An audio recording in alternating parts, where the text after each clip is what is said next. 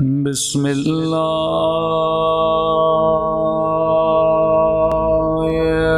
الرحمن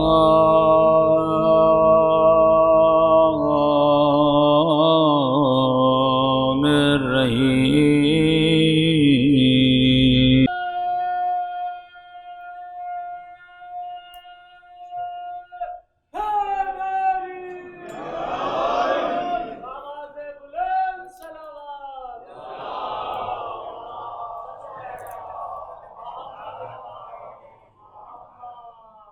سورة الفاتحة. بسم الله الرحمن الرحيم. الحمد لله رب العالمين الرحمن الرحيم اهدنا الصراط المستقيم صراط الذين أنعمت عليهم. بسم الله الرحمن الرحيم. بسم الله الرحمن الرحيم. ربنا تقبل منا إنك أنت السميع العليم. صلوات على محمد وعلى آله.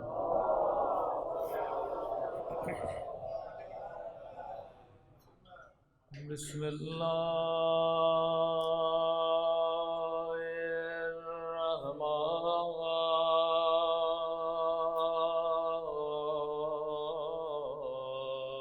الرحيم.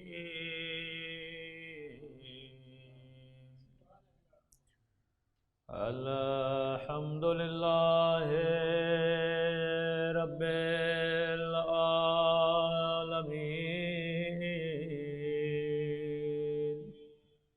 الحمد لله كما هو أهله. الصلاة والسلام على سيد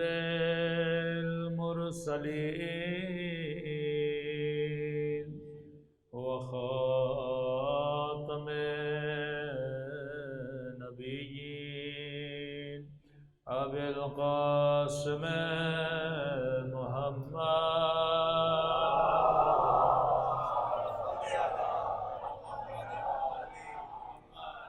وعلى آله الطيبين الطاهرين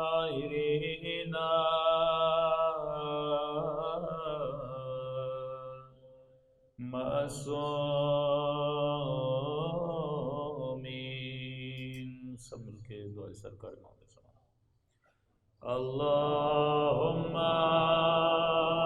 کل ولیک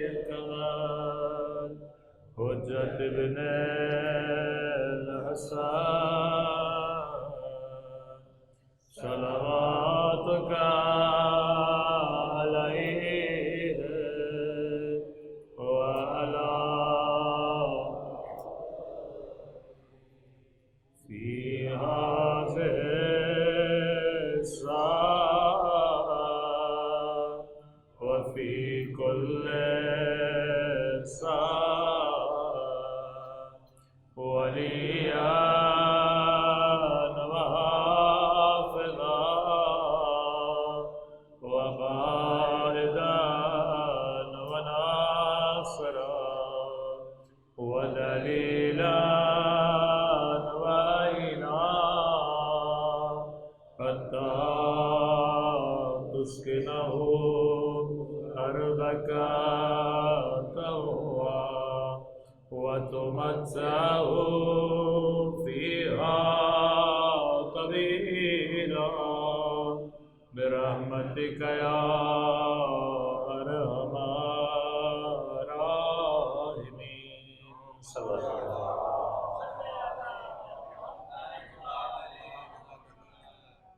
بسم اللہ الرحمن الرحیم. رب اشرح لی صدری ویسر لی امری واحلل عقدۃ من لسانی یفقهوا قولی. اما بعد فقد قال سبحانہ وتعالی فی محکم کتابہ المجید وفرقانہ الحمید وقوله الحق وهو اصدق الصادقین. بسم اللہ الرحمن الرحیم. بقیۃ اللہ خیر لکم ان کنتم مؤمنین. صلوات بڑے محمد.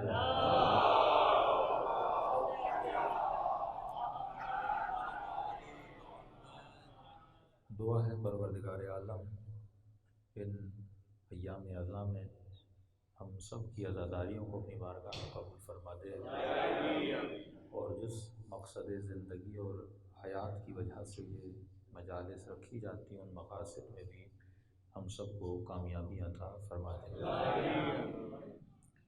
ارشاد ہوا بقیت اللہ خیر لکم، ایک ایسا وجود ہے جسے خدا نے آج تک باقی رکھا، یہ وجود تمہارے لیے باعث خیر ہے، باعث برکت ہے اگر تو مومن بن جائے۔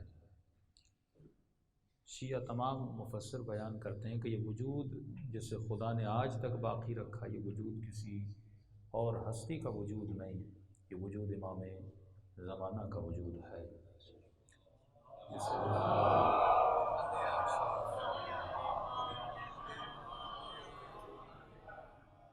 اب اس وجود میں عام انسان کے لیے خیر ہے، برکت ہے، اور خدا نے اس کو باقی بھی اسی لیے رکھا ہے تاکہ انسانیت اس وجود سے خیر لے سکے، برکت لے سکے۔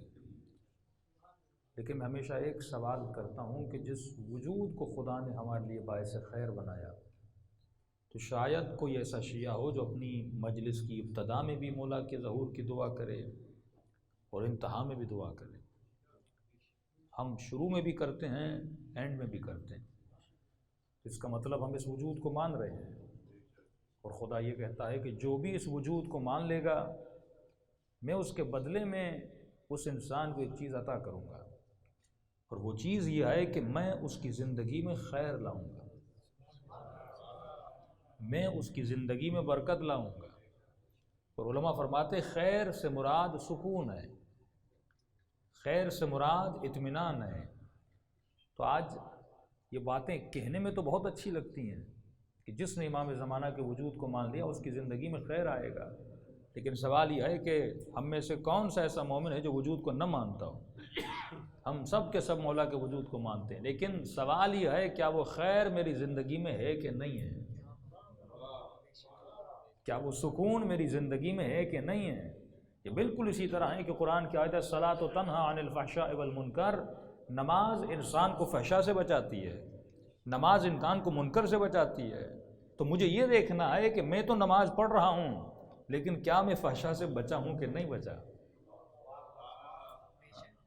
کیا میں منکر سے بچا ہوں کہ نہیں بچا۔ یہ بالکل ایسا ہے کہ ڈاکٹر کہے اگر آپ یہ دوائی کھا لو گے تو آپ کو شفا مل جائے گی، تو آپ پے کرو گے، اس ڈاکٹر کو پیسے دو گے اور دوائی کھاؤ گے، اگر آپ ٹھیک نہیں ہوئے تو اس ڈاکٹر سے پوچھو گے نہیں کہ آپ نے تو کہا تھا میرا بخار ختم ہو جائے گا، میں وزٹ کے لیے بھی آیا، میں نے پیسے بھی دیے، میں نے دوائی بھی کھائی لیکن میں ٹھیک نہیں ہوا۔ تو وہ ڈاکٹر کہے گا دوا میں اثر ہے، کیا تم نے پراپر کھائی تھی؟ ہاں بھائی میں نے پراپر بھی کھائی تھی، آپ نے کہا صبح گولی لینی ہے، دوپہر کو لینی ہے، رات کو لینی ہے، میں نے وہ بھی کیا، لیکن ایک سوال ڈاکٹر صاحب کرے گا کیا تم نے پرہیز بھی کیا تھا کہ نہیں کیا تھا؟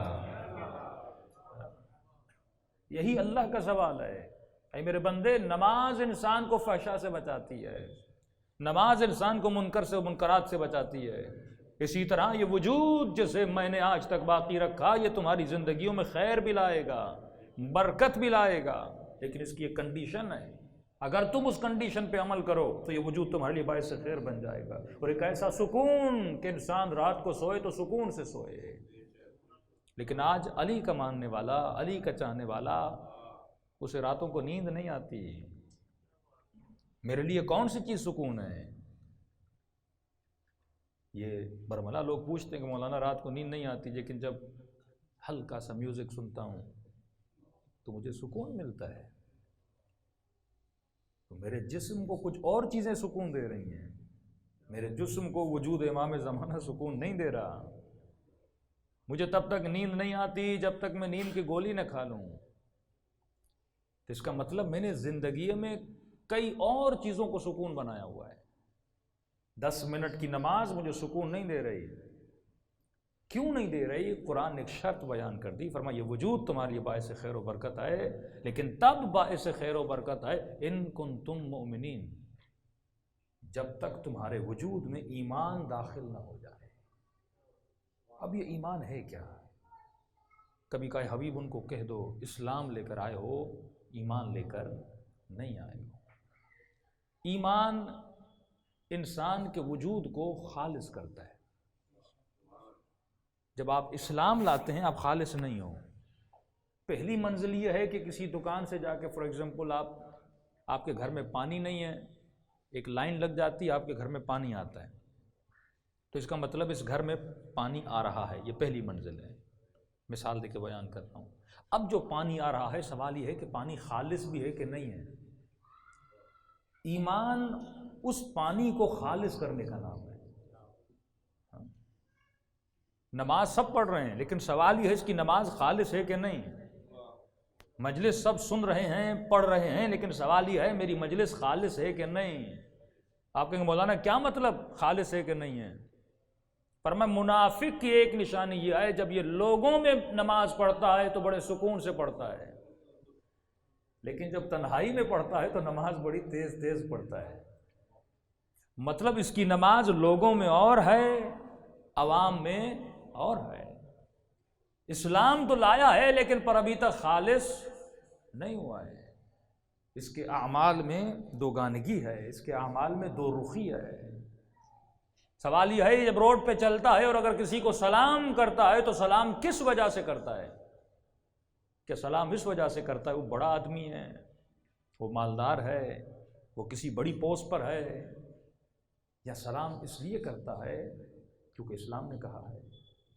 اور اگر چار لوگ آتے ہیں یا کسی ایک کے احترام میں کھڑا ہو جاتا ہے، کبھی اس کی چاپلوسی کرتا ہے، ایون اس کے سامنے مسکراتا ہے، اس کی مسکراہٹ کی وجہ کیا ہے؟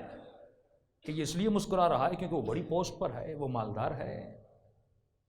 کیا اس کی مسکراہٹ اس کے ایمان کی وجہ سے ہے یا اس کے ظاہر کی وجہ سے ہے؟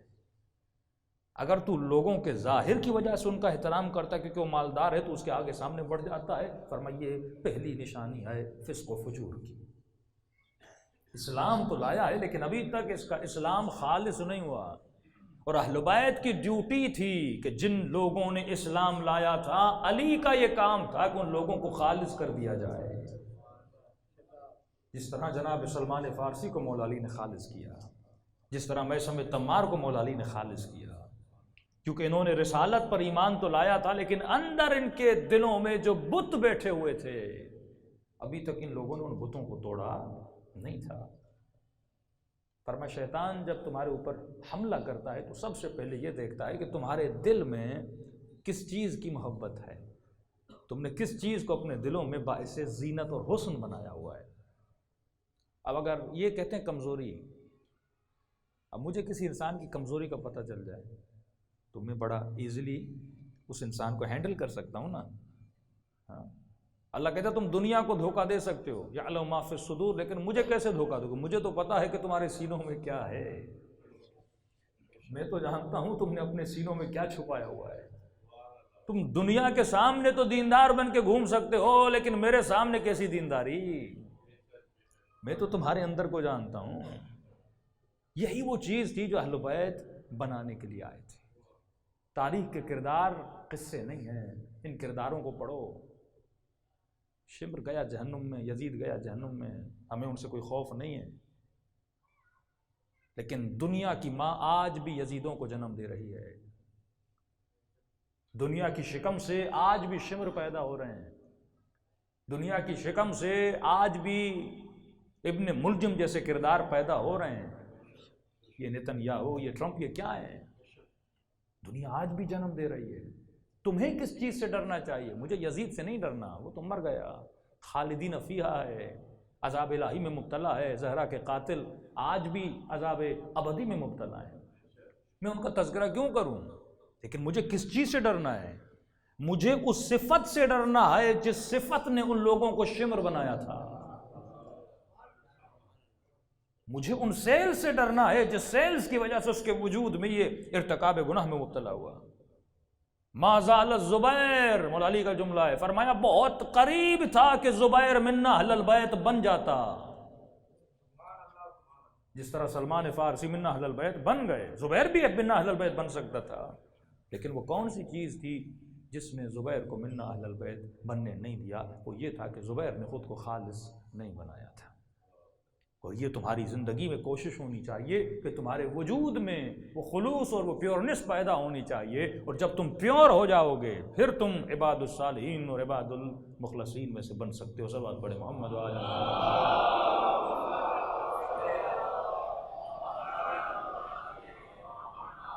کیونکہ یہ میں نے تھوڑا ٹچ دیا، یہ یہاں کا ٹاپک نہیں ہے، صرف اشارہ کرتا ہوا آگے بڑھ رہا ہوں۔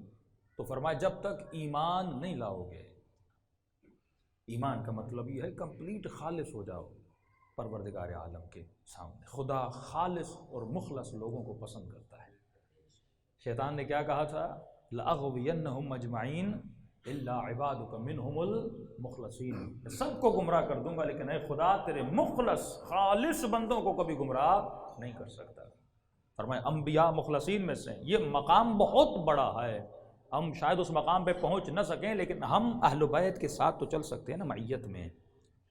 معکم فی الدنیا والآخرہ، یہی دعا زیارت عاشورہ میں کرتے ہو، اے خدا مجھے معیت اہل بیت عطا کر۔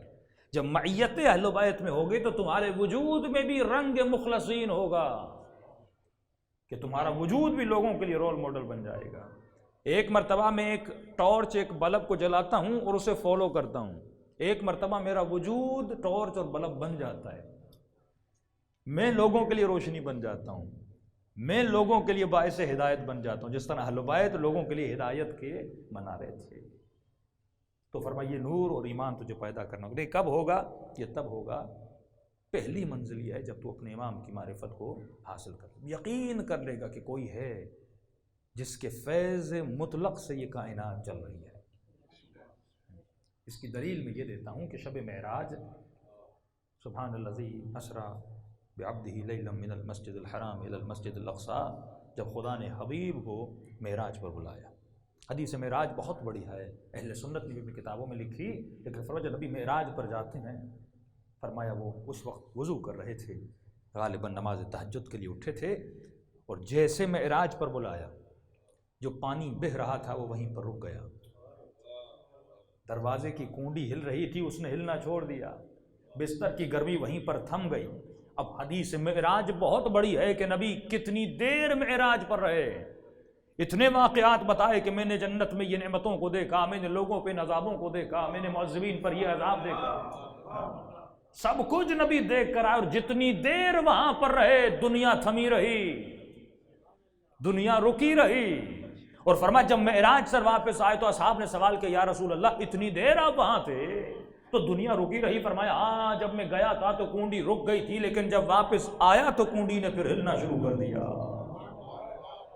پانی نے پھر بہنا شروع کر دیا کہ یا رسول اللہ یہ ماجرا ہے کیا، کتنی دیر آپ پہ رہے؟ فرمایا وہاں کا وقت یہاں کے وقت کے مترادف نہیں ہے، وہ وقت اور تھا، لیکن جتنی دیر بھی وہاں پہ رہا ایسا لگ رہا تھا جیسے پوری کائنات رکی ہوئی تھی۔ کہ یا رسول اللہ یہ کیسے ممکن ہے؟ نبی نے فرمایا یہ بالکل اسی طرح ممکن ہے، جب تک روح تمہارے بدن میں ہوتی ہے بدن میں جنبش ہوتی ہے، لیکن جب روح بدن سے جدا ہو جاتی ہے تو بدن کی حرکت ختم ہو جاتی ہے۔ فرمایا میں روح کائنات ہوں، جب تک کائنات میں تھا تو کائنات میں حرکت موجود تھی۔ تو اے مسلمان مجھے یہ بتا، آج نبی خدا کائنات میں نہیں ہے لیکن کائنات تھمی نہیں ہے، آج تجھے رزق بھی مل رہا ہے، تجھے اولاد بھی مل رہی ہے، تو کم از کم اتنا ماننا پڑے گا کہ آج بھی کوئی روح کائنات ہے۔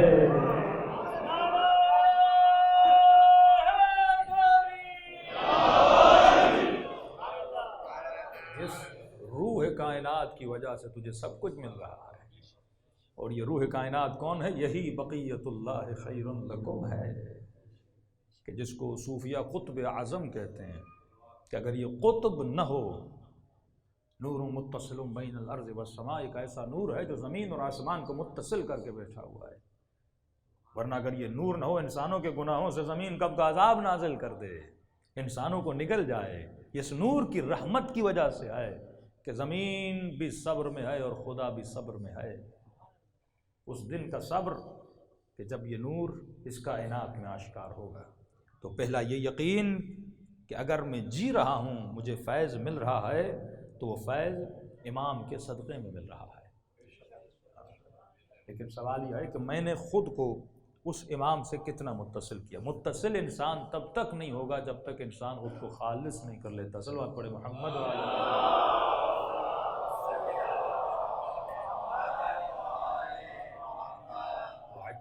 فرجه. تو ہم خود کو خالص کیسے کریں؟ کبھی کبھی ہماری زندگی کا ایک ایکشن، ایک قدم ہماری زندگی میں انقلاب پیدا کر دیتا ہے، لیکن وہ ایک ایسا قدم ہو کہ جس کے بعد انسان پلٹ کر دوبارہ ناخالصی کی طرف نہ جائے. اس کی مثال ہم ایسے دیتے ہیں کہ مثلاً انسان، آپ کسی سے گاڑی لینے گئے اور آپ نے کہا آپ نے گاڑی کتنے میں خریدی ہے؟ وہ کہے کہ مولانا میں نے گاڑی جو ہے فار ایگزامپل 1 لاکھ میں خریدی ہے. اب میں ریسرچ کروں کہ واقعاً اس نے گاڑی 1 لاکھ میں خریدی ہے کہ نہیں، اور جب میں نے ریسرچ کی مجھے پتہ چلا ہاں اس نے 1 ہی میں خریدی ہے، تو آپ کہو گے یہ کیا بول رہا ہے؟ سچ بول رہا ہے. یہ پہلی کنڈیشن. دوسری کنڈیشن یہ ہے کہ آپ سے یہ پوچھا جائے کیا یہ ہمیشہ سچ بولتا ہے یا صرف آج سچ بول رہا ہے؟ جو کبھی کبھی سچ بولے وہ مسلم ہے، لیکن جو ہر کنڈیشن میں سچ بولے، یعنی اگر یہ ہمیشہ سچ بولتا ہے، اس کو کہتے ہیں ملکہ. یہ سچ اس کے وجود کا ملکہ ہو گیا ہے، یعنی نہ چاہتے ہوئے بھی یہ کبھی جھوٹ نہیں بول سکتا. یہ دوسری کنڈیشن. تیسری کنڈیشن ہے جس کو صدیق کہا جاتا ہے، یعنی سچ اس کے ذات کا حصہ ہے،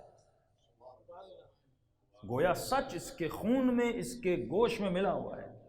وہی کنڈیشن ہے جس کے لیے آیہ قرآنی آتی انما یرید اللہ لیذھب عنکم الرجس اہل البیت ویطہرکم تطہیرا.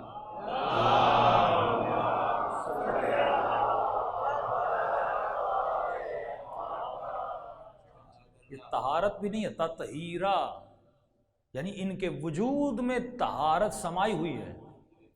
ان کے وجود سے خیر کے علاوہ کوئی چیز صادر ہو ہی نہیں سکتی. جیسے پانی کا چشمہ ہے، وہاں سے پانی نکلے گا، ہو ہی نہیں سکتا کہ وہاں سے پیٹرول نکل آئے. اس کا وجود ہی ایسا ہے کہ اس سے پانی نکلے. یعنی پیاس بجھانا پانی کی فطرت ہے. یہ ہو نہیں سکتا کہ کوئی پانی پیاس نہ بجھائے، میٹھا پانی. اسی طرح اہل بیت کا وجود طہارت کا معیار ہے. یہ طہارت ان کے وجود کا حصہ ہے، یعنی ان کے وجود سے خیر کے علاوہ تجھے کچھ مل ہی نہیں سکتا. اتنے خالص ہو چکے ہیں. تو جب تیسری منزل پر بندہ پہنچتا ہے تو تب اہل بیت فرماتے ہیں السلمان منا اہل البیت ہے. یعنی سچائی، صداقت. یہ نہیں کہ کبھی کبھی ہمارا وجود کیسا ہے کہ آج میں سچ بول رہا ہوں، کل جب پریشانیوں میں آتا ہوں تو کل جھوٹ بول لیتا ہوں. اس کا مطلب میرا وجود خالص نہیں ہے. اس طرح تجھے ایمان لانا ہے. کہ میں ہمیشہ مثال دیتا تھا کہ یہی پاکستانی جب پاکستان میں ہوتے ہیں تو سگنل توڑتے ہیں، ٹریفک رولز توڑتے ہیں، اور یہی پاکستانی جب انگلینڈ جاتے ہیں، آسٹریلیا جاتے ہیں، تو انسان کے بچے بن جاتے ہیں. رات کے 2 بجے بھی سگنل کے پیچھے کھڑا تھا، میں نے کہا آگے بڑھو کر نہیں مولانا. انسان ایسا کیوں ہے؟ یہاں آتا ہے تو اور ہے، وہاں جاتا ہے تو اور ہے. اس کا مطلب اس کے وجود میں تبدیلی باہر سے آ رہی ہے، اندر سے نہیں ہے. اگر یہ اندر سے بدلا ہوا ہوتا تو ہر جگہ بدلا ہوا ہوتا. یہ کیسا انسان ہے کہ یہاں پہ اس کی ایکٹیویٹی وہی ایکٹیویٹی، یعنی سگنل تو سگنل ہے بھائی، ریڈ تو ریڈ ہی ہے. اب یہ نہیں وہاں کے ریڈ پہ کوئی سونا لگا ہوا تھا تم رک گئے. ہاں ریڈ سگنل تو ریڈ سگنل ہے، لیکن یہ اس ریڈ سگنل کو نہیں مانتا، اس ریڈ سگنل کو مانتا ہے. اس کا مطلب اس کی زندگی میں معیار کچھ اور ہے، ایکسٹرنل معیار ہے، انٹرنل معیار نہیں ہے. یہ اصول زندگی اہل بیت تھا.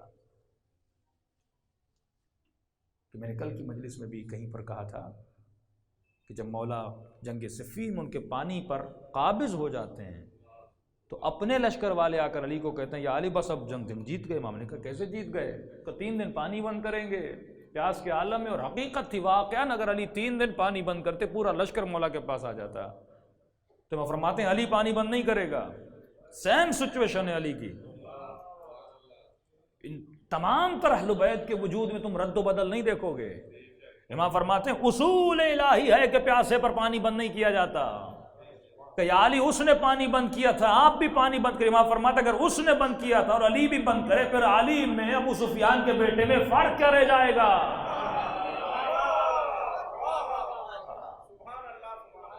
یہی تو یہ جو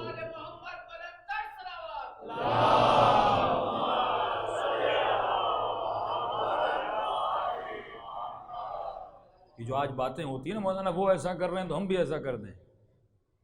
بھائی تمہارے اصول پکے ہونے چاہیے.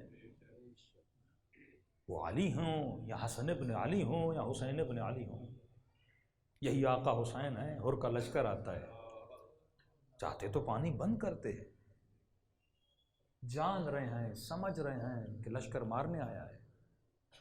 فرمایا ہر نے حسین ابن علی کو مستاصل کر دیا تھا. کہ امام کہہ رہے تھے واپس جاؤں, نہیں. بصرے کی طرف جاؤں, نہیں. یمن کی طرف جاؤں, نہیں. کہیں مولا کو جانے نہیں دے رہا تھا. رکنے بھی وہاں دیا جہاں ہر نے اجازت دی کہ اس دائرے سے آپ نہیں جا سکتے. امام نے کہا یہاں رک جاؤں, کہا اس شرط میں رک جاؤ کیونکہ یہاں کے لیے مجھے کوئی پیغام نہیں آیا. آپ رکے رہو جب تک کوفے سے کوئی پیغام آئے, پھر میں آپ کو بولوں گا آپ کو کہاں جانا ہے. اس قدر امام حسین کو ہر نے تنگ کیا, اور اس ہر کو امام حسین پانی پلا رہے ہیں. یہ وجود خالص ہے. اس وجود سے خیر کے علاوہ کچھ نہیں نکلتا. چاہے سامنے دشمن بھی ہے لیکن اس وجود سے خیر نکل رہا ہے. یہ وجود خیر سے بھرا ہوا ہے. کہ جناب عباس فرماتے یہاں تک امام حسین نے کہا کہ عباس گھوڑوں کو بھی پانی پلاؤ. اور یہ جملہ کم منبر سے بیان کیا جاتا ہے. فرمایا کہ عباس جب تک گھوڑا سیراب نہ ہو جائے, یہ کہوں جب تک وہ اپنا منہ نہ ہٹائے تم پانی مت ہٹانا. اور یہ آج پتہ چلا ہے کہ گھوڑا تب تک پانی پیتا ہے جب تک سیراب نہ ہو جائے. ہاں یعنی اگر وہ پانی پی رہا ہے, آپ نے پانی ہٹا دیا, اس کا پیٹ ابھی تک سیراب نہیں ہوا, وہ جب سیراب ہوتا ہے پھر اپنے منہ پانی سے دور کرتا ہے. یعنی حسین انسان کی فطرت کو بھی جانتے ہیں اور حیوان کی فطرت کو بھی جانتے ہیں. یہ امام مبین کا کردار ہے کیونکہ ان کا وجود خالص ہے, ان کا وجود خیر محض ہے. اس وجود سے خیر کے علاوہ کچھ بھی نہیں نکل سکتا. اور اس کی زندہ دلیل یہ ہے کہ جب شمر آقا حسین کے سینے پر سوار ہو جاتا ہے تو امام اس وقت بھی چاہ رہے ہیں کہ اس شخص کو بھی تھوڑا خیر دیا جائے. جاتے جاتے بھی حسین خیر بانٹ رہے ہیں. جاتے جاتے قاتل ہے, سینے پر سوار ہے. فرماتے تم نے جتنی خطائیں کی میں بخشوانے کے لیے تیار ہوں, اب بھی وقت ہے, میرے وجود سے خیر لے لے, ضمانت لے لے جنت کی. کہتے ہیں نہیں. روایت میں اس نے چھری چلائی لیکن چھری چلی نہیں, کیونکہ امام نے فرمایا تم اگر کاٹو گے گلا نہیں کٹے گا, کیونکہ یہ بوسگاہ رسول ہے. پھر امام نے اسے آفر دی, ایک عجیب آفر ہے تاریخ میں. فرمایا میرے بدن میں اتنے زخم ہیں, اگر تو بھی مجھے نہ مارے میں خود بخود مر جاؤں گا. چوتھے امام فرماتے رب ہن علی رب, 1000 سے زیادہ زخم. فرمایا شمر تجھے یہ شوق ہے کہ نہ حسین مر جائے, تو ایک کام کر, ابھی میرا گلا نہ کاٹ, اتنی مہلت دے, بدن سے خون جاری ہے, میں خود بخود میری روح پرواز کر جائے گی. لیکن مجرم نہ بن اتنا بڑا گناہ کر کے کہ جس کی بخشش قیامت میں نہیں. ہر گناہ کی بخشش ہے لیکن قتل نفس زکی کی بخشش نہیں ہے, قتل امام کی بخشش نہیں ہے. کہ تھوڑی دیر سائیڈ میں رک جا, حسین کا خون بہے گا, حسین خود دنیا سے چلے جائیں گے. لیکن اس ملعون نے اتنی مہلت بھی امام کو نہیں تھی. سوال یہ انسان اتنا شقی کیسے بنتا ہے؟ جب اس نے کلمہ پڑھا, جب اس نے رسول کا نام لیا, اگلے سال عمر ابن سعد کہتا ہے میں نے اور شمر کو میں نے کعبۃ اللہ کے نیچے طواف کعبہ کرتے ہوئے دیکھا. کعبے کے نیچے بیٹھ کے استغفار کر رہے پروردگار عالم سے. اور اہل سنت اس شمر سے 2 حدیثیں اپنی کتابوں میں نقل کرتے ہیں. ناقل حدیث بھی ہے, جنگ صفین میں علی کے ساتھ بھی ہے. لیکن سوال یہ اس ڈیوریشن آف ٹائم اس انسان کے ساتھ ایسا ہوا کیا؟ تو انسان کو ڈرنا چاہیے نا کہ جو کلمہ پڑھنے کے بعد بھی اندر سے اتنا بدل جائے. مطلب یہ اتنا خطرناک ہے شیطان, انسان کو کہاں سے کہاں لے جا سکتا ہے. یہ بالکل فرمائیے جو چھوٹی چھوٹی صفات تمہارے وجود میں ہیں, یہ بالکل ہم کہتے ہیں غدد, جو کینسر کے غدد ہوتے ہیں انسان کے باڈی میں, اگر وہ اندر پھٹ جائے تو ود ان دی ڈیز انسان کی ڈیتھ ہو جاتی ہے. اسی طرح یہ جو ناخالصیاں تمہارے وجود میں ہیں، یہ تمہارے وجود کو تباہ و برباد کر سکتی ہیں۔ میرا سوال ایک زبان سے، ایک مسکراہٹ کسی نامحرم کو، ایک مسکراہٹ، سنگل اسمائل، ایک نوجوان لڑکی کسی لڑکے کے سامنے مسکرائے، کیا یہ بڑا گناہ ہے؟ یا یہ آپس میں ایک غلط تعلق قائم کریں وہ بڑا گناہ ہے؟ تو سب کہیں گے مولانا مسکرانا چھوٹا گناہ ہے، زنا ایک بڑا گناہ ہے۔ لیکن دین اس طرح نہیں دیکھتا یہ چھوٹا ہے یہ بڑا ہے۔ کتامہ کی ایک مسکراہٹ نے ابن ملجم کو قاتل بنا دیا تھا۔ زنا کا گناہ نہیں ہوا تھا ان کے بیچ میں، جسٹ ایک اسمائل، جسٹ ایک مسکراہٹ نے اس کے وجود میں تلاطم لایا اور اس کی وجہ سے وہ قاتل علی بن ابی طالب بن گیا تھا۔ تو کبھی کبھی ایک چھوٹی سی تمہاری عادت تمہیں شیطان بنا دیتی ہے، تمہاری نگاہوں میں وہ چھوٹی ہے لیکن کل جا کے وہ بڑی بن جاتی ہے۔ وہ زبیر جو دفاع علی بن ابی طالب پہ تلوار اٹھاتا ہے، جس کے لیے فرمایا کہ بہت قریب تھا کہ زبیر من اہل البیت بن جاتا۔ زبیر کا مقام کم نہیں ہے، پھوپھی کا بیٹا ہے امیر المومنین کی۔ لیکن امام فرماتے ہیں، یہ قرآن کی آیت ہے جو میں کل وقت ملا تو پڑھوں گا، فرمایا اپنے بیٹے کی وجہ سے دشمن اہل بیت بن چکا تھا، اپنی اولاد کی وجہ سے۔ یہی چھوٹی چھوٹی چیزیں خلیفہ ثانی کے زمانے میں، اس پہ 5 مجالس انشاءاللہ کبھی زندگی رہی تو پڑھوں گا، وہ کون سے اصحاب تھے کہ جن کو خلیفہ ثانی کے زمانے میں، جناب عمر کے زمانے میں سب سے زیادہ دولت ملی، جن میں ایک شمار جناب زبیر کا ہے۔ عربی زبان میں لفظ ملین نہیں ہے، یہ جو ملین ہم کہتے ہیں نا، 1 ملین 1 ملین، ملین نہیں ہے۔ لیکن جب زبیر دنیا سے جاتا ہے، اس کی اتنی دولت تھی کہ الف الف الف کہہ رہے تھے، یعنی ملین عربوں کو کہنا نہیں آ رہا تھا، لیکن گنے تو کیسے گنے؟ جس کے تقسیم اموال پہ پریشان تھے کہ اس کا مال تقسیم کیسے کریں۔ 20 ملین درہم اس کی دولت میں تھا، 20 ملین۔ وہ لوگ جن کے پاس پہننے کے لیے کپڑے نہیں تھے، اسلام کے آنے کے بعد اتنی دولت، اور ان کے بچے دیکھیں، زبیر کا بچہ، طلحہ کا بچہ، یہ آپ سارے دیکھیں گے، سعد ابن ابی وقاص کا بیٹا، یہ سارے امیروں میں سے تھے جن کو سب سے زیادہ خلیفہ ثانی کے زمانے میں نوازا گیا، پیسہ دیا گیا، دولت دی گئی۔ اور اس دولت نے ان کو کہاں سے، ان کے بچے، نسلیں آپ ان کی دیکھیں، ان سب کے بچے یا کربلا میں کھڑے ہیں یا قاتل اہل بیت بن چکے ہیں۔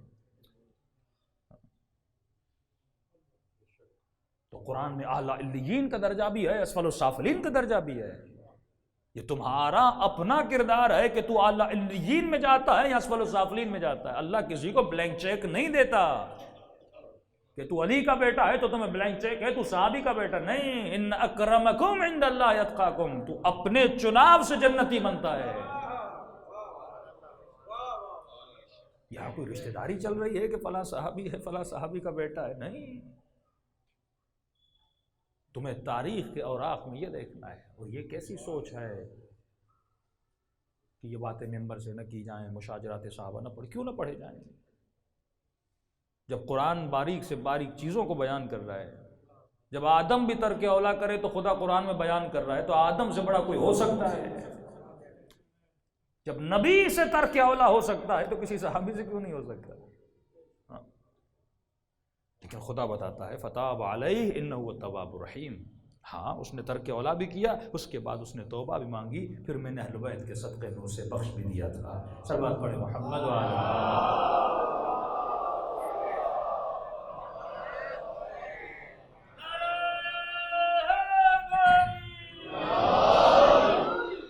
تو آج ضرورت اس بات کی ہے کہ آپ ایک علمی ماحول بنائیں۔ جس تیزی سے دنیا نفاق کی طرف جا رہی ہے، فسق و فجور کی طرف جا رہی ہے، اور میں آخری زمانے میں لوگوں کو ناخالص کرنے کے لیے شیطان چند حربے لڑے گا۔ اس کا پہلا حربہ یہ ہے، وہ گناہ کرنے کی رکاوٹوں کو ختم کر دے گا۔ یعنی پہلے اگر کسی جوان کو کوئی گندا کام کرنا بھی ہو، فار ایگزامپل کوئی گندی مووی دیکھنی ہو، کوئی گندی چیز دیکھنی ہو، اسے زحمت ہوتی تھی ایک چیز کو ڈھونڈنے میں، گناہ کرنے میں بھی زحمت پڑتی تھی، ڈر تھا، خوف تھا، معاشرے کی رکاوٹیں تھیں، لیکن فرمایا آخری زمانے میں یہ اتنی آسانیاں پیدا کرے گا، آن ون کلک یہ گناہ کرنے کے لیے اتنا گناہ، یعنی بالکل ریڈی کر کے اس کے پلیٹ میں رکھے گا۔ آخری زمانے میں یہ ہوگا۔ ایسا کیوں ہوگا؟ دوسرا کام بھی کرے گا۔ تو دوسرا کام یہ ہے، یہ معاشرے سے قبح گناہ کو ختم کر دے گا۔ یعنی کوئی ایسا زمانہ تھا کہ لوگ کسی چیز کو برا سمجھتے تھے، لیکن بائی ٹائم کے گزرنے کے ساتھ ساتھ وہ چیز جو بری تھی وہ آج بری نہیں لگنے لگی۔ مثلا آج سے 40 ایئرز بیفور، 50 ایئرز آپ پیچھے چلے جائیں، جو معیار 40 سال پہلے تھے، کیا آج بھی وہی معیار ہے؟ جو خواتین کے 40 سال پہلے معیار تھے، 50 سال پہلے معیار تھے، وہ آج معیارات ختم ہوتے جا رہے ہیں۔ یعنی بائی ٹائم یہ قبح ہے۔ سب سے بڑا گناہ یہ ہے کہ انسان گناہ کو قبیح نہ سمجھے۔ بڑی آسانی سے یہ دوست دوسرے دوست کو بتائے کہ میرے فلانا محرم سے اتنے تعلقات ہیں، برائی نہ سمجھے۔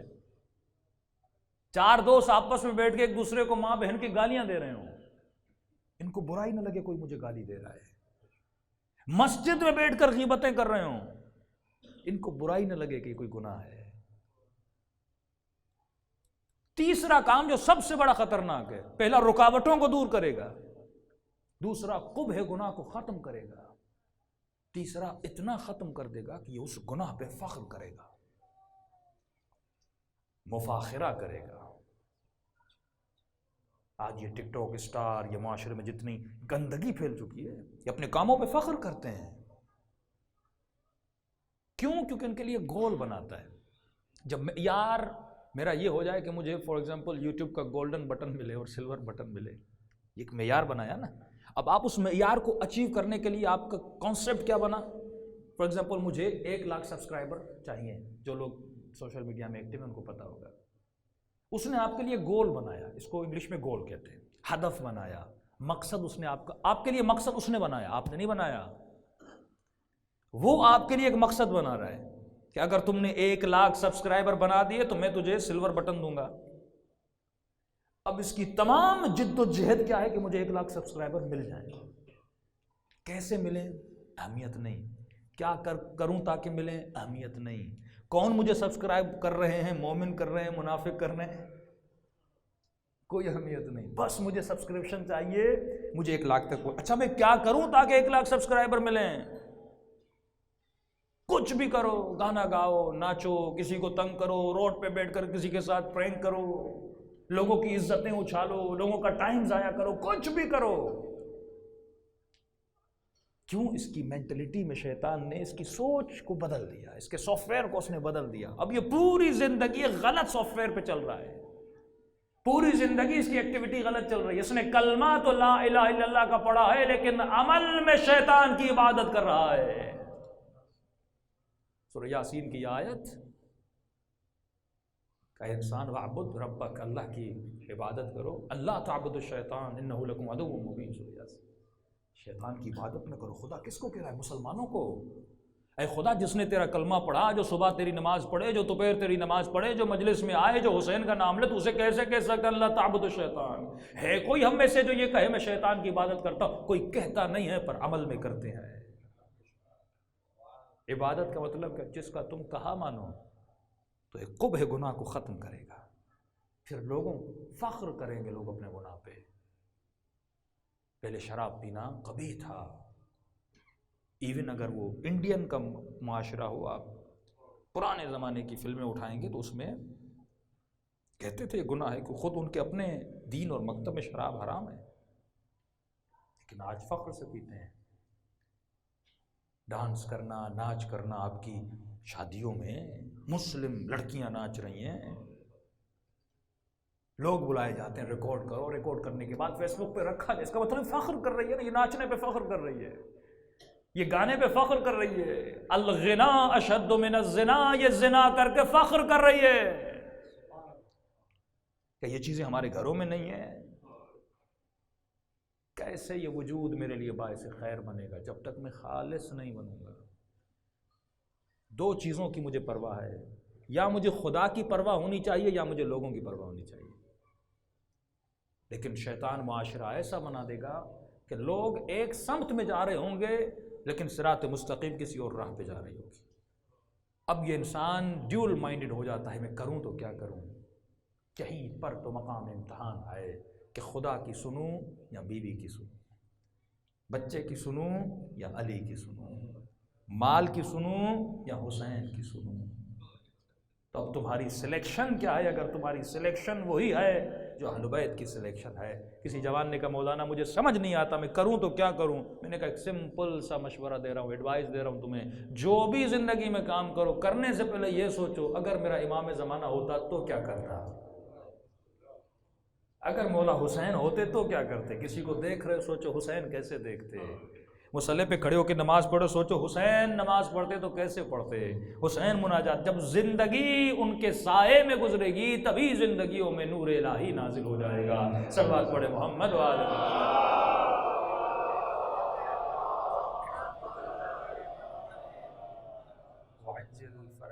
محسوس کرو اپنی زندگیوں کو، خالص کرو اپنے وجود کو۔ دل دھڑکتا ہے کچھ چیزوں کے لیے، ہارٹ بیٹ کبھی اوپر جاتی ہے کبھی نیچے آتی ہے۔ کیوں اوپر جاتی ہے؟ جب کسی سے کوئی جذبات ملتے ہیں، بیٹے سے محبت ہے سنو گے ایکسیڈنٹ ہوا ہارٹ بیٹ تیز ہو جائے گی، ماں سے محبت ہے سنو گے بیمار ہے ہارٹ بیٹ تیز ہو جائے گی۔ تو اسی طرح کیا تمہارا دل خدا کے لیے دھڑکتا ہے کہ نہیں؟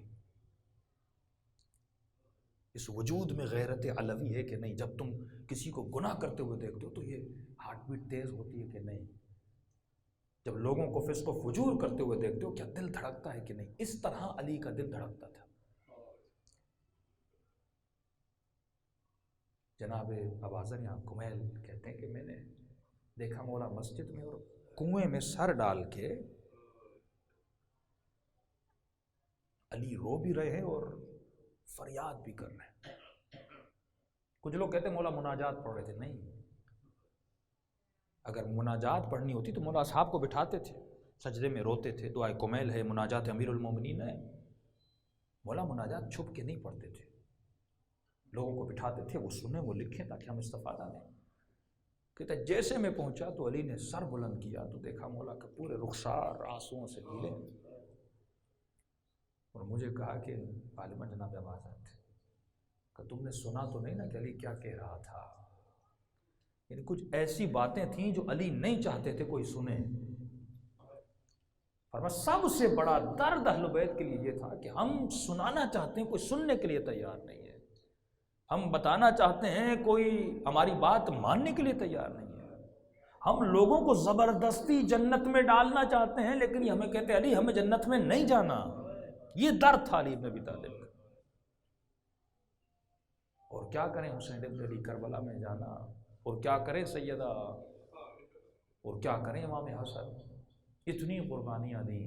سورہ جمعہ کی آیت وَإِذَا رَأَوْا تِجَارَةً أَوْ لَهْوًا انفَضُّوا إِلَيْكَ وَتَرَكُوكَ قَائِمًا۔ جب یہ لوگ ان فضولیات میں پڑ جاتے ہیں، جب یہ لہو و لعب میں پڑ جاتے ہیں، جب زندگی کے کاموں میں پڑ جاتے ہیں، مفسرین فرماتے ہیں قائمہ، یہ قائم آل محمد کھڑا رہتا ہے۔ ایسا نہیں کہ امام کا قیام ہونا ہے، قیام 1000 سال سے ہو چکا ہے، یہ مولا تیرے انتظار میں کھڑا ہے، لیکن فرمایا وَتَرَكُوكَ، یہ اسے چھوڑ کے چلے جاتے ہیں، اور وہ روز ان لوگوں کو بلا رہا ہوتا ہے۔ کیا مسجد کے مناروں سے آواز نہیں آتی حی علی الصلاۃ؟ کیا تو رب کو ترک کر کے نہیں جاتا؟ کیا قرآن روز تجھے صدا نہیں دیتا؟ کیا نہج البلاغہ تمہارے گھروں میں تجھے آواز نہیں دیتی؟ بلا رہے ہیں۔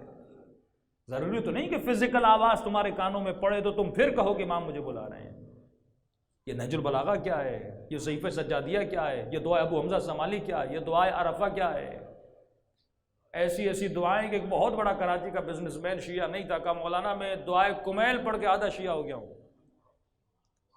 میں نے کہا بھی آپ نے کمیل پڑھی ہے، دعائے عرفہ پڑھی ہے، اور جب اس نے دعائے عرفہ پڑھی کہ اب میں پورا شیعہ ہو گیا ہوں۔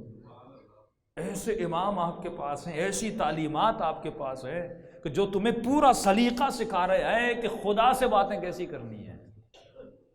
کسی کے پاس ایسے خزانے نہیں ہیں، لیکن انسان محروم ہے۔ علی ابن مہذیار 21 to 22 ایئرز پوچھا کسی سے کہ مجھے اپنے امام سے ملاقات کرنی ہے، کیسے ملوں؟ تو کسی عالم نے کہا کہ علی ابن مہذیار، اس کائنات میں ایک جگہ ایسی ہے جہاں پہ یقیناً امام زمانہ آتے ہیں، یعنی 100%۔ کون سی؟ کہ امام پر حج واجب ہے اور وہ حج پہ ضرور آتے ہیں۔ سامان سفر باندھا، حج پہ گیا، 1 سال گزرا، دوسرا سال گزرا، 20 سال گزر گئے، ہارا نہیں، یقین ٹوٹا نہیں۔ 21ویں سال جب گیا یا 22واں سال تو کہتا میں نے غلاف کعبہ کو پکڑا اور ہلا ہلا کے کہنے لگا کہ اے پروردگارا، تم نے اپنی حجت کو مجھ سے کیوں چھپایا ہے؟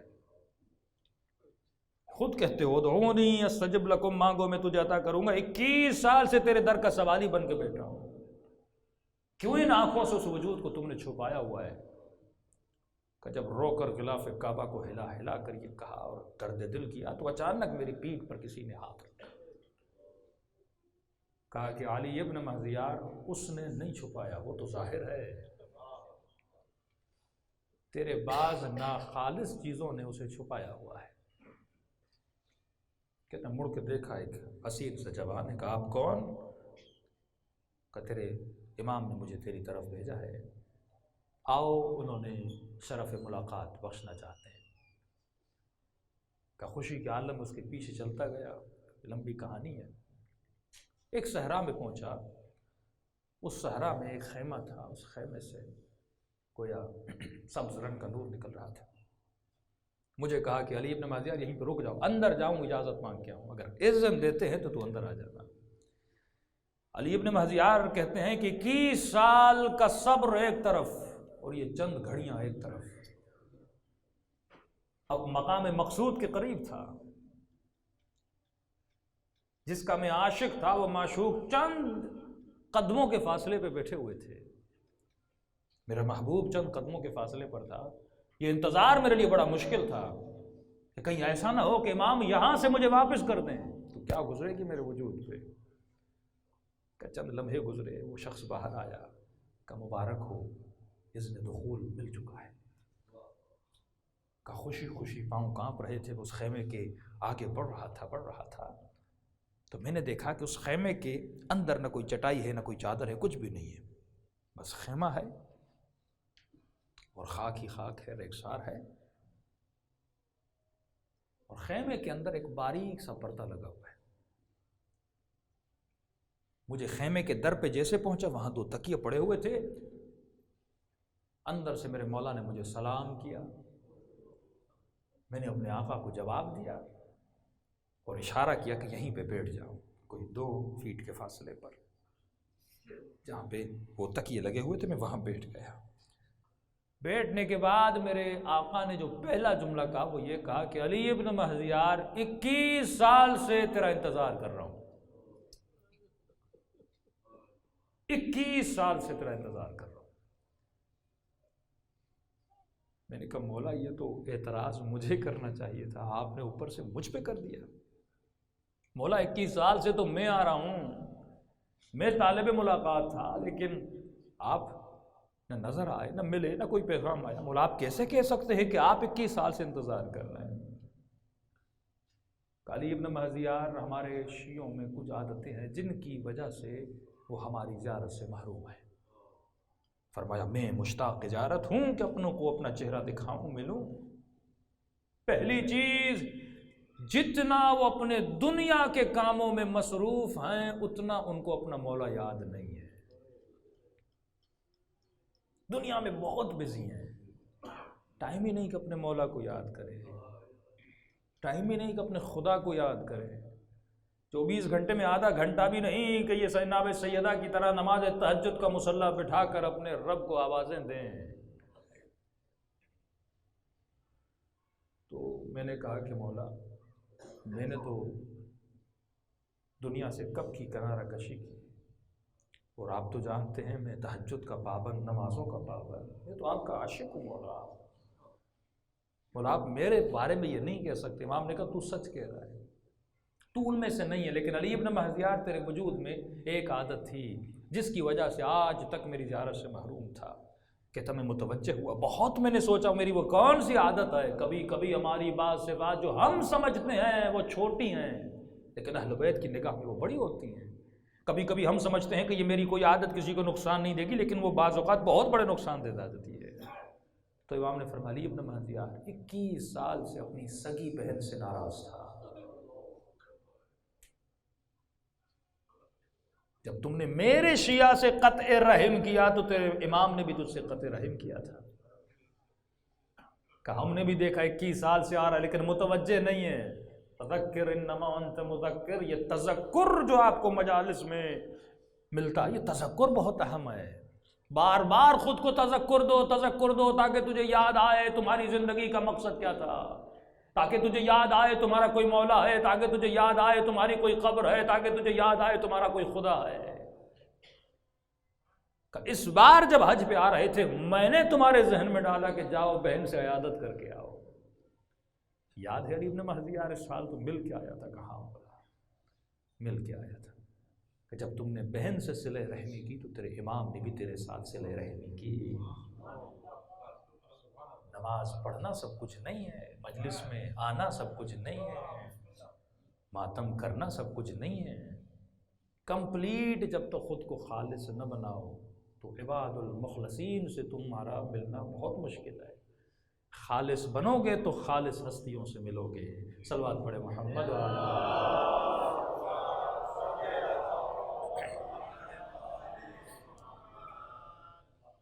تو نور کو کھینچتا ہے، ظلمت کو کھینچتی ہے۔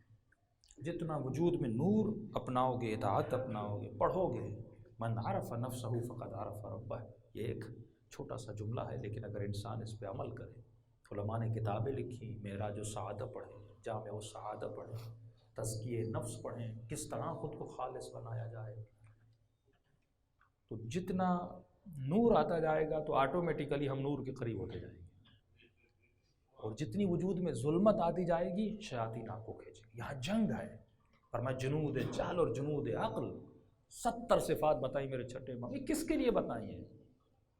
یہ 80 جلدیں، 70 جلدیں علامہ مجلسی نے، مختلف علماء نے بحر الانوار کی صورت میں، اصول کافی کی صورت میں، ہمارے کس کے لیے؟ شیعوں کے لیے ہے نا۔ تو آج بھی اہل بیت غریب ہے کہ اہل بیت ان کتابوں میں ہم سے باتیں کر رہے ہیں لیکن ہم سننے کے لیے تیار نہیں ہیں۔ تو یہ دو لشکر ہے، ایک لشکر شیطان، ایک لشکر رحمان۔ جب اچھے کام کرتے ہو تو اس لشکر کی طرف کھچاؤ پیدا ہوتا ہے، جب برے کام کرتے ہو تو یہ لشکر تجھے کھینچ کے لے جاتا ہے۔ تبھی فرمایا کہ قیامت کے دن ہر انسان اپنے امام کے ساتھ اٹھایا جائے گا۔ وہاں کتنا بھی کہو کہ علی میرا امام تھا، لیکن مولا کہیں گے تم نے میری پیروی تو نہیں کی تھی، میں تیرا امام کیسے بنے؟ زبانی امام اور ہے، عمل سے ثابت کرو کہ علی تیرا امام تھا۔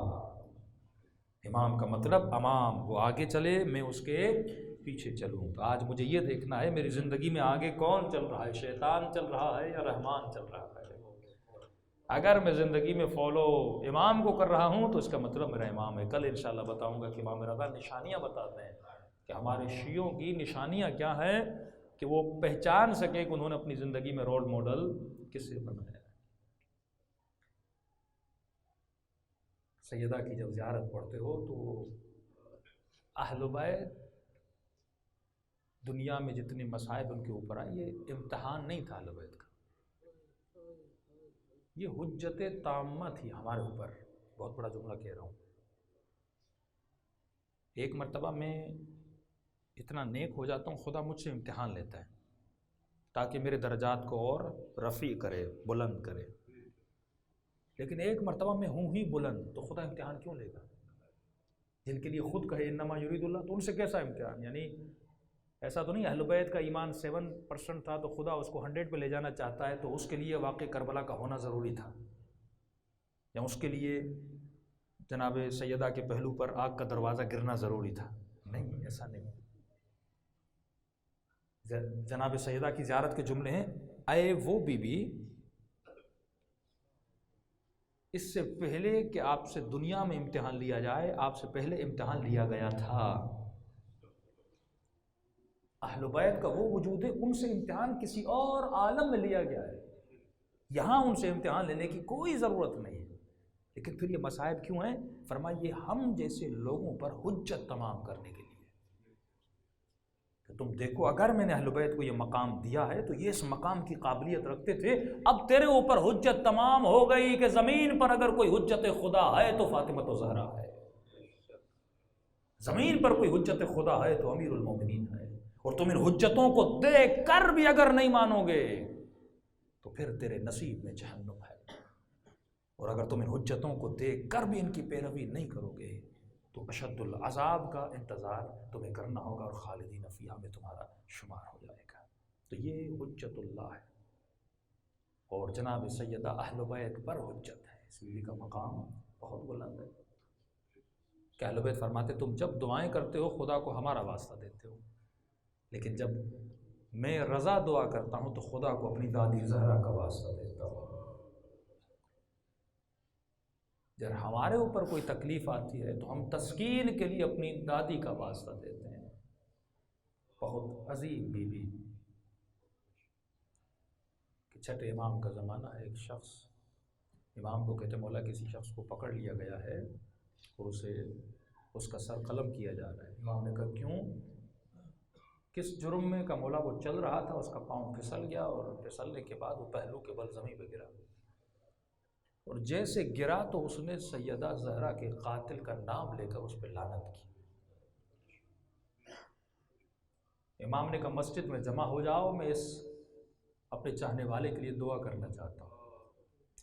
چھٹے امام نے دعا کی، امام نے کہا جاؤ، وہ آزاد ہو گیا، واقعاً آزاد ہوا، اس کو لے کر آئے مولا کی خدمت میں۔ امام نے اسے آگے بٹھایا، کہا مومن یہ تو بتا جب تو گرا تھا میری دادی کا قاتل تجھے یاد کیوں آیا؟ کہ مولا میں نے آپ ہی سے سنا ہے کہ بی بی کی پسلیاں ٹوٹ گئی۔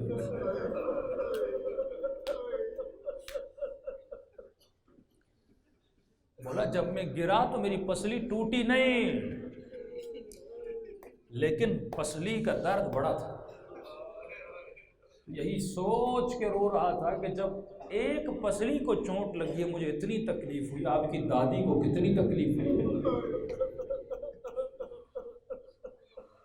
مولا میں نے تبھی آپ کی دادی کے قاتل پہ لعنت بھیجی ہے، اور یہ سچ ہے۔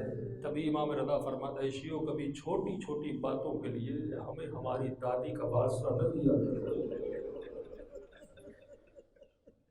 ہم ہر مصیبت برداشت کر سکتے ہیں پر اپنی دادی کی مصیبت بڑی مصیبت۔ یہ دن ہے جناب سیدہ زینب کی یتیمی کے دن، کہ آقا حسین کی یتیمی کے دن، دلوں کو کربلا لے جاؤ، اللہ ان آنکھوں کو جنت البقیع کی زیارت نصیب کرے۔ السلام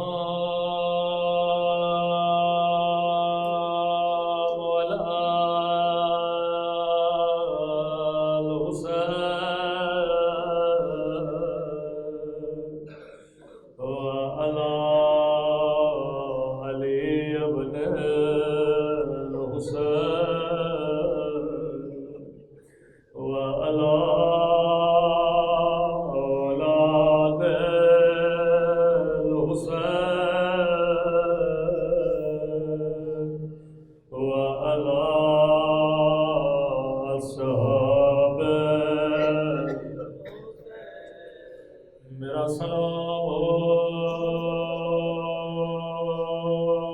ٹوٹی ہوئی پسلیوں پہ،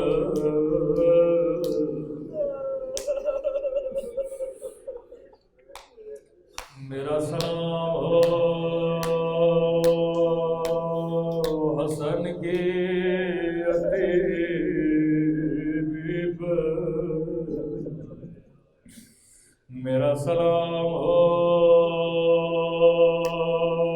علی کی غیرت پر۔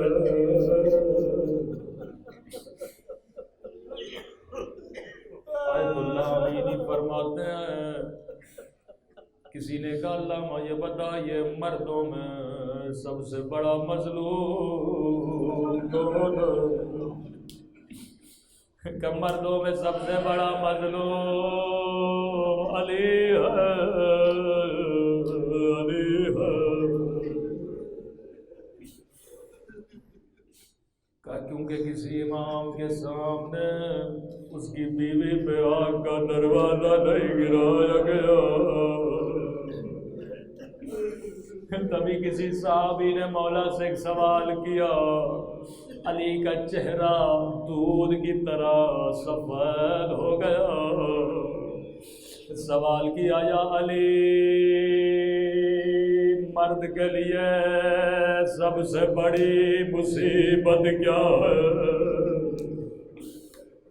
کہ جیسے پوچھنا تھا علی بچوں کی طرح زمین پہ بیٹھ کر اور زاروں قطار رونے لگے کہ مولا کوئی غلطی ہو گئی ہو تو معاف کریے گا، کہ تو نے سوال ایسا کیا علی کے زخم دانا ہو گئے، کہ مولا میرا جواب دیجئے۔ فرمایا مرد کے لیے سب سے بڑے مصیبت یہ ہے مرد فاتح بدر و حنین ہو، مرد فاتح خیبر و خندق ہو، اور اس کے سامنے اس کی بیوی پہ آگ کا دروازہ،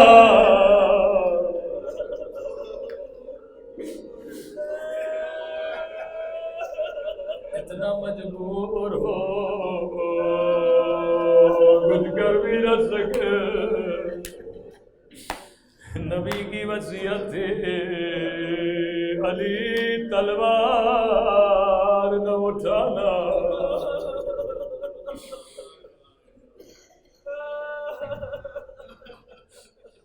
فرمایا سیدہ کا جنازہ اٹھا، جب دفن کے لیے لے جانے لگے علی مولا کو کسی بی بی کے رونے کی آواز آئی، فرمایا حسن یہ کس کے رونے کی آواز؟ کہ بابا یہ زینب کے رونے کی آواز، کہ حسن زینب کو گھر لے جا، میں نہیں جاتا زینب کے رونے کی آواز کوئی سنے۔ یا علی شیعہ تیری غیرت پہ قربان، علی جان بھی علی ہے اور سجاد بھی علی ہے، لیکن میں قربان سجاد کی مظلومیت میں اور ماں بہنوں کے ساتھ بازاروں میں اور شرابی کے دربار میں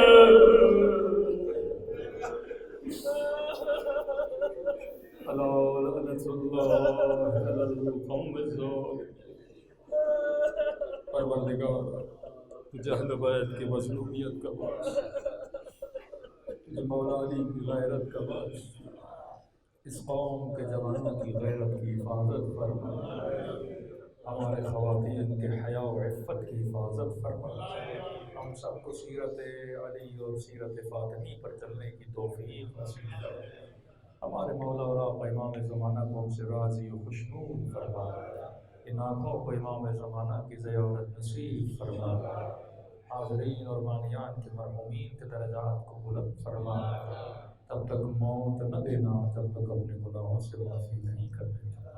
ربنا تقبل منا انک انت السمیع العلیم۔